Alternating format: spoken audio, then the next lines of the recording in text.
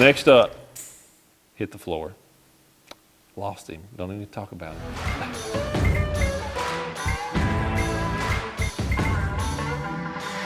Hey everybody, welcome back to the channel. And this is something actually going to be a new video series that we're going to be doing. And it's going to be released hopefully the first week of every month. We're going to have a pick 4 bait. So this is the very first one of these that we're doing, and kind of starting here towards the fall of the year, starting with the month of October. And I just want to go through with this. This is going to be a fairly short video, but something that is going to be, about picking 4 baits that I'm going to have tied on regardless all across the country, basically in the month of October. These baits would work if I'm fishing up in Wisconsin, or if I was fishing in Tennessee, probably if I was fishing in Texas. There's a good chance I'm going to have these 4 baits tied on the end of some rods and reels when I head out there on the water. Let's start off with the surface stuff. I've got 2 different topwater baits, and that's a big deal with fishing in the fall, man. Topwater really seems to come into play once you turn that corner from September, October, all across the country. Up north, man, it works great all summer in some areas, but especially once you turn that corner, you start getting the leaves changing and stuff, that topwater bite is always good. A big one for me, no question about it, is a buzz bait. A buzz bait is something that is really good to cover water with, something I can fish quick in areas. It is a great way to generate reaction bites out of those fish. And I always, always, always use a plastic tow trailer on it. I never use a skirt anymore. And I'm really, man, I really carry a lot of different options as far as that when I'm fishing a buzz bait. I either use a white one or a black one. And that's it.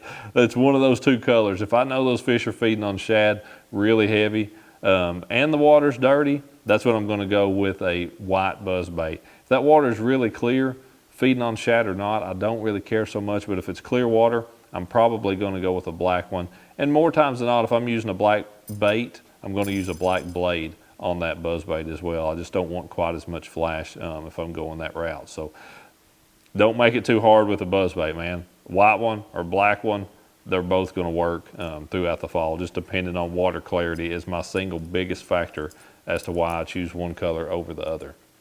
Next up is a walking bait. Walking bait in the fall of the year, man, that is definitely another staple. Largemouth, smallmouth, it does not matter. Spotted bass, they're all going to be feeding on a walking bait. Again, those fish are really keyed in heavy this time of the fall. I think of bass feeding primarily on shad when I'm thinking of the month of October, and a lot of that activity going on shallow water up near the surface, and a walking bait is a great way to get it done. Big difference between it and the buzz bait. Obviously a walking bait's a little bit slower. You don't cover quite as much water quite as fast. So fishing it around a little bit more target oriented stuff, whether that's boat docks, isolated brush piles or rocks or anything like that. Stuff a little bit more target oriented, those are going to be the kind of places where the walking bait is going to get the nod. Okay, next up is a crankbait.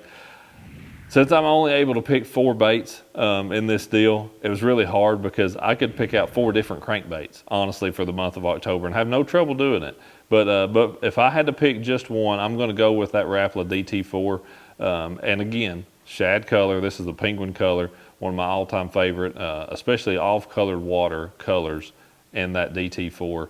Just a fantastic bait. It comes through cover really well. It is a fine bait in, those just gravel bottom situations, but I'll throw it right in the middle of a brush pile just as well. So that bait does have a little bit of a rattle to it, but it's not too loud, not too obnoxious. I cannot tell you how many bass I've caught, honestly, on this particular DT4, but on a DT4 in general, cranking in the fall. This one has been, it's been through the ringer. He's caught a few. That's a little warrior right there. But yeah, shad colors, keep it simple. Man, that penguin color, excellent, excellent shad color. You got to slow down on occasion. Whether that's you've got an area and you've milked it for all you could with each of those baits, and sometimes that's what I'll do. I'll go through an area with a buzz bait, catch a couple, maybe pick apart some targets with that top walker, bounce that DT4 off some stuff and try to trigger some reaction bites. But there's always fish that you can go back behind with each of those and really milk a type of soft plastic and be able to get those to bite. For me, that's going to be a shaky head. That's my go-to #1 soft plastic rig for fishing in the fall. 3/16 ounce VMC Rugby jig head is my preferred one. I'll use an 1/8 if the water's really shallow or they seem to want a little bit slower fall. And then that's just a Bass Pro Shops Fennec worm, green pumpkin color. Man, that's the standard. You know, I'll dye the tail chartreuse on that sometimes. The water's really dirty, I may use like a blackberry color worm or crawberries, you know, something a little more purple. If it's really clear water, I'll switch that up and go to more like a red bug or a plum, something, you know, a little bit different shade. But generally, day in, day out, watercolor all across the country. Everybody knows it's really hard to beat green pumpkins. So those 4 baits, man, for the month of October, again, just to kind of recap, those will catch them all across this country. As long as, you know, as long as there's bass in those waters, one of those 4 or all 4 of those will work on your body of water.